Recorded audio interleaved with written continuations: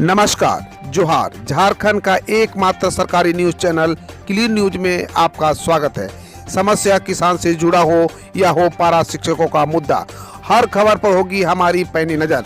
सभी खबर सिलेक्टेड और काम की है, तो वीडियो के अंत तक बने रहें।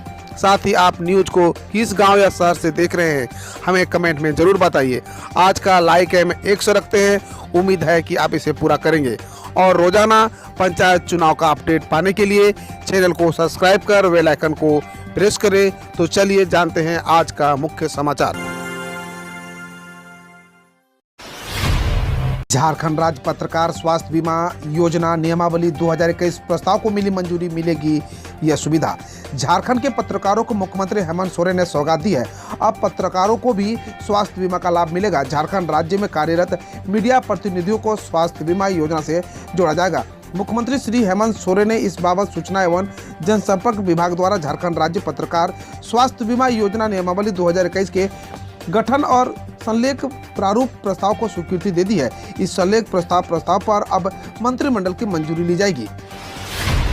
हरियाणा पंजाब के मुकाबले होगा झारखंड खिलाड़ियों के लिए स्वर्णिम अवसर।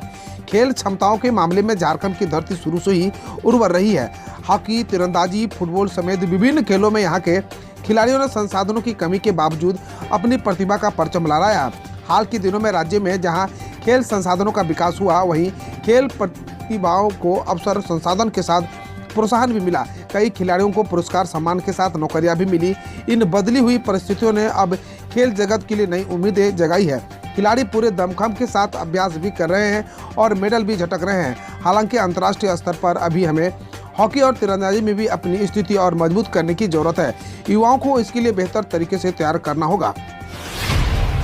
लालू यादव के निर्देश पर झारखंड प्रदेश राजद कमेटी भंग, पार्टी में आंतरिक कलह का दिखा असर, अधिसूचना जारी। आरजेडी सुप्रीमो लालू यादव ने झारखंड प्रदेश राजद की पूरी कमेटी भंग कर दी है।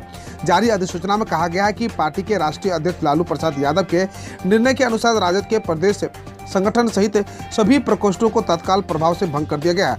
अब पार्टी के नेतृत्व की ओर से झारखंड में जल्द ही नए प्रदेश अध्यक्ष की घोषणा होगी।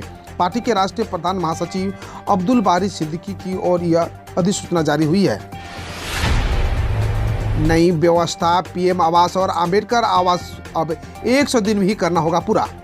झारखंड में अब प्रधानमंत्री आवास योजना ग्रामीण एवं बाबा साहेब भीमराव अंबेडकर आवास योजना की स्वीकृति के बाद इसे 100 दिनों के भीतर ही पूरा करने की समय सीमा तक तय कर दी गई है। ग्रामीण विकास विभाग के सचिव डॉक्टर मनीष रंजन ने राज्य के सभी उपायुक्तों एवं उप विकास आयुक्तों को इससे संबंधित निर्देश जारी कर दिया है। इसमें कहा गया है कि इस लक्ष्य को पूरा करने के लिए पंचायत से लेकर जिला स्तर तक लाभुकों को समय पर किस्तों की उपलब्धता एवं आवास निर्माण से उन्हें हर अपेक्षित उपयोग करने की आवश्यकता है। इसके लिए दिन प्रतिदिन एक एक आवास की मॉनिटरिंग की जाएगी। जिन स्वयंसेवकों द्वारा इस कार्य में अभिरुचि नहीं ली जा रही है, उनके स्थान पर रोजगार सेवकों अथवा सखी मंडल से कार्य लिया जा सकता है। झारखंड शिक्षा परियोजना में सीनियर प्रोफेशनल और सपोर्ट स्टाफ की जरूरत, 50 से अधिक पदों के लिए निकला विज्ञापन। समग्र शिक्षा अभियान सहित अन्य शैक्षणिक गतिविधियों के संचालन के लिए झारखंड शिक्षा परियोजना परिषद सीनियर प्रोफेशनल और सपोर्ट स्टाफ की नियुक्ति करने जा रही है। यह शॉर्ट टर्म कॉन्ट्रैक्ट बेसिक नियुक्ति होगी। कर्मियों की नियुक्ति स्टेट कैडर और जिला कैडर के लिए की जाएगी। नियुक्तियों के लिए झारखंड शिक्षा परियोजना की ओर से विज्ञापन जारी कर दिया गया है। विभिन्न श्रेणी के तहत 50 से अधिक पदों पर नियुक्ति की जानी है, जहां नियुक्त कर्मियों को न्यूनतम 26,404 रुपये से 33,145 रुपये तक वेतन दिया जाएगा। यह राशि प्रत्येक माह एकमुश्त दी जाएगी। झारखंड में ओपन यूनिवर्सिटी खुलने का रास्ता साफ। जुलाई से 16 पाठ्यक्रमों की शुरू होगी पढ़ाई। झारखंड स्टेट ओपन यूनिवर्सिटी की स्थापना का रास्ता पूरी तरह साफ हो गया है। राज्यपाल रमेश बैस की तरफ से इस यूनिवर्सिटी की स्थापना से जुड़े एक्ट की मंजूरी दिए जाने के बाद सरकार ने इसकी अधिसूचना जारी कर दी है। इस यूनिवर्सिटी में विभिन्न तरह के डिस्टेंस कोर्स की पढ़ाई अगले साल जुलाई से शुरू हो जाने के आसार हैं। सरकार ने यूनिवर्सिटी को शुरू करने के लिए 5 करोड़ की ग्रांट मंजूर की है। इस यूनिवर्सिटी की स्थापना से संबंधित विधेयक झारखंड विधानसभा के विगत मानसून सत्र में पारित किया गया था। राज्य की शिक्षा को बेहतर बनाने पर जोर दे रही है सरकार, बनाया है प्लान। झारखंड राज्य के चयनित 80 उत्कृष्ट विद्यालयों में पलामू जिले के 3 विद्यालयों को शामिल किया गया है। इसमें पलामू जिला के स्कूल +2 उच्च विद्यालय, केजी बालिका +2 उच्च विद्यालय व चैनपुर कस्तूरबा गांधी आवासीय विद्यालय की उत्कृष्ट विद्यालय बनाने के लिए चयनित किया गया है। इसे लेकर स्थानीय राजकीय केजी बालिका +2 उच्च विद्यालय व कस्तूरबा गांधी आवासीय विद्यालय चैनपुर में शिविर लगाकर विद्यालय प्रबंधन समितियों को 1 दिन का प्रशिक्षण दिया गया है। झारखंड के +2 स्कूलों में 510 प्रिंसिपल की होगी नियुक्ति, वित्त विभाग को भेजा गया प्रस्ताव। झारखंड में सब कुछ योजना के अनुसार रहा तो प्रदेश में जल्द ही बड़े पैमाने पर स्कूल प्रिंसिपल की नियुक्ति के लिए वैकेंसी निकाली जाएगी। झारखंड के स्वतंत्र राज्य के तौर पर अस्तित्व में आने के बाद पहली बार +2 स्कूलों में प्राचार्य का पद सृजित करने की तैयारी है। स्कूली शिक्षा विभाग के प्रस्ताव को विभागीय स्तर पर सहमति दे दी गई है। बता दें कि +2 स्कूलों में प्राचार्य की नियुक्ति को लेकर तकरीबन 9 साल पहले साल 2012 में ही नियमावली बनाई गई थी। बाद के वर्षों में यह मामला लगातार लटकता रहा। संविदा पर नौकरी के लिए जरूरी होगी ये शर्त, जानने के लिए करें क्लिक। झारखंड में सरकारी विभागों में संविदा पर नियुक्तियों के प्रावधान में बदलाव किया जा रहा है। सरकार ने इसकी प्रक्रिया शुरू कर दी है। कार्मिक विभाग की तरफ से इसका प्रस्ताव तैयार किया गया है। विभाग की तरफ से तैयार प्रस्ताव में कहा गया है कि राज्य में अब संविदा पर नियुक्ति के लिए भी अभ्यर्थी का झारखंड स्कूल और कॉलेज में से 10वीं और 12वीं की परीक्षा का पास करना अनिवार्य होगा। आरक्षित वर्ग के अभ्यर्थियों के लिए प्रावधान में कुछ छूट भी दी जाएगी। झारखंड में कक्षा 6 से 10वीं तक के स्टूडेंट की आंखों की मुफ्त जांच और इलाज कराएगी सरकार। झारखंड सरकार ने राष्ट्रीय अंधापन नियंत्रण कार्यक्रम और राष्ट्रीय बाल सुरक्षा कार्यक्रम को प्रभावी बनाने के निर्णय लिया है। इसके तहत सरकारी स्कूलों में कक्षा 6 से कक्षा 10 तक के स्टूडेंट की आंखों की जांच कराई जाएगी। वहीं जरूरतमंद छात्र छात्राओं को चश्मा भी उपलब्ध कराया जाएगा। यह कार्यक्रम स्टूडेंट के लिए पूरी तरह निःशुल्क होगा। झारखंड के देवघर एयरपोर्ट टर्मिनल बिल्डिंग का निर्माण अंतिम चरण में, यात्रियों के लिए खुलेंगे 3 कॉमर्शियल स्टॉल। झारखंड के धार्मिक नगरी देवघर में नए बने रहे एयरपोर्ट टर्मिनल बिल्डिंग नवंबर महीने तक बनकर तैयार हो जाएगा। देवघर एयरपोर्ट टर्मिनल बिल्डिंग को हैंडओवर करने की तैयारी को देखते हुए सारे कार्य अंतिम चरण पर है। टर्मिनल बिल्डिंग तैयार हो चुका है, अब केवल क्लीनिंग वर्क चल रहा है। एयरपोर्ट टर्मिनल के बाहर बाबा बैद्यनाथ मंदिर का लुक दिया गया है। टर्मिनल में यात्रियों की सुविधा के लिए 3 कॉमर्शियल स्टॉल खोले जाएंगे। आस ब्रांड से झारखंड के महिलाओं को मिल रही है नई पहचान, फ्लिपकार्ट और अमेजन पर उपलब्ध है उत्पादन। झारखंड के ग्रामीण महिलाओं द्वारा बनाए गए उत्पादन अब देश के नहीं विदेशों में भी बिक्री के लिए तैयार है। स्वयं सहायता समूह की महिलाओं द्वारा पलाश के बैनर तले निर्मित स्वदेशी उत्पाद अब अमेजन और फ्लिपकार्ट पर बिक्री के लिए उपलब्ध है। ग्रामीण विकास विभाग के अधिकारियों ने कहा कि कुल 60 उत्पादों में से 9 ई कॉमर्स प्लेटफॉर्म पर उपलब्ध है। झारखंड में दिख रहा है प्रदूषण का असर, कोहरे और धूल से बढ़ सकती है लोगों की मुश्किलें। झारखंड में इस बार सर्दी लोगों के लिए मुसीबत का सबब बन सकती है। आने वाले दिनों में ठंड और कोहरे का प्रकोप बढ़ने की संभावना है। इसी बीच झारखंड में भी प्रदूषण का असर देखने को मिल रहा है। हवा की गुणवत्ता भी खराब श्रेणी में पहुंच चुकी है।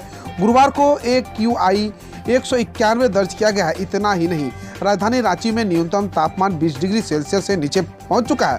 गुरुवार को यहां न्यूनतम 14 डिग्री और अधिकतम तापमान 26 डिग्री सेल्सियस तक रहने का पूर्वानुमान है। दिसंबर के अंत तक एयर इंडिया का विनिवेश पूरा करने की हर संभव कोशिश करे अधिकारी। नागर विमानन सचिव राजीव बंसल ने कहा कि सरकार दिसंबर के आखिरी तक एयर इंडिया की विनिवेश प्रक्रिया पूरी करने की हर संभव कोशिश कर रही है। टाटा सन्स ने 18,000 करोड़ में एयर इंडिया की बोली हासिल की थी। इसके बाद टाटा सन्स के मानद चेयरमैन रतन टाटा ने कहा था, welcome back air India. Maharashtra के शहरी इलाकों में कक्षा 1 से 7 के लिए 1 दिसंबर से दोबारा खुलेंगे स्कूल। महाराष्ट्र सरकार ने कोविड-19 मामलों में कमी के बीच शहरी इलाकों में कक्षा 1 से 7 व ग्रामीण इलाकों में कक्षा 1 से 4 के लिए स्कूलों को 1 दिसंबर से फिर से खोलने की फैसला लिया है। स्कूली शिक्षा मंत्री वर्षा गायकवाड़ ने गुरुवार को बताया कि मुख्यमंत्री उद्धव ठाकरे, कैबिनेट व पीडियाट्रिक टास्क फोर्स के विचार विमर्श के बाद यह निर्णय लिया गया है। गृह मंत्री अमित शाह ने कहा, पूर्वोत्तर अब देश के विकास में योगदान देने के लिए पूरी तरह तैयार है।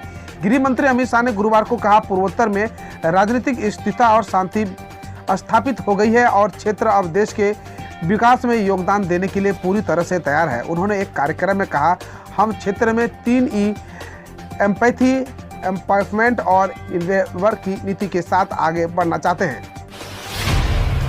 नीति आयोग ने पूरी तरह टेक्नोलॉजी आधारित डिजिटल बैंक के गठन का किया प्रस्ताव।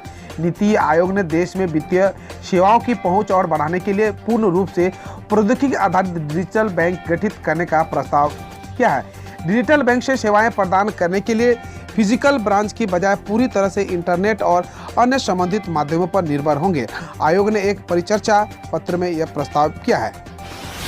ग्रेटर नोएडा में योगी बोले गन्ने की मिठास को कड़वाहट में बदलकर यहां कुछ लोगों ने दंगे करवाए। उत्तर प्रदेश के मुख्यमंत्री योगी आदित्यनाथ ने ग्रेटर नोएडा में गुरुवार को कहा, यहां गन्ने की मिठास को कुछ लोगों ने कड़वाहट में बदलकर दंगों की एक श्रृंखला खड़ी की थी। योगी ने कहा, देश को सोचना होगा कि वह गन्ने की मिठास को नई उड़ान देगा या जिन्ना के अनुयायियों को फिर दंगा कराने का शरारत करवाएगा। ग्रेटर नोएडा में बन रहे एशिया के सबसे बड़े इंटरनेशनल एयरपोर्ट का क्या होगी विशेषताएं। ग्रेटर नोएडा में बन रहा एशिया का सबसे बड़ा एयरपोर्ट नोएडा इंटरनेशनल एयरपोर्ट देश में शुद्ध रूप से शून्य कार्बन उत्सर्जन वाला पहला एयरपोर्ट होगा। एयरपोर्ट में मल्टी मॉडल ट्रांजिट अब होगा, जिसमें metro, high speed rail station, taxi, बस सेवाएं और प्राइवेट पार्किंग होगी।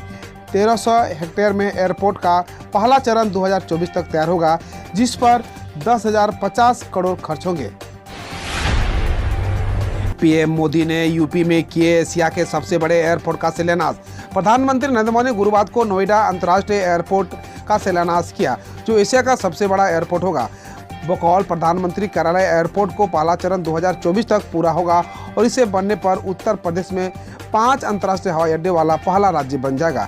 यह भारत में शुद्ध रूप से शून्य कार्बन उत्सर्जन वाला पहला एयरपोर्ट होगा। हम रोज ऐसे ही न्यूज लाते रहेंगे, तो यदि आपने अभी तक क्लीन न्यूज को सब्सक्राइब नहीं किया है तो पहले फटाफट सब्सक्राइब कर लें, साथ ही बेल आइकन को दबा दें ताकि कोई अपडेट मिस ना हो।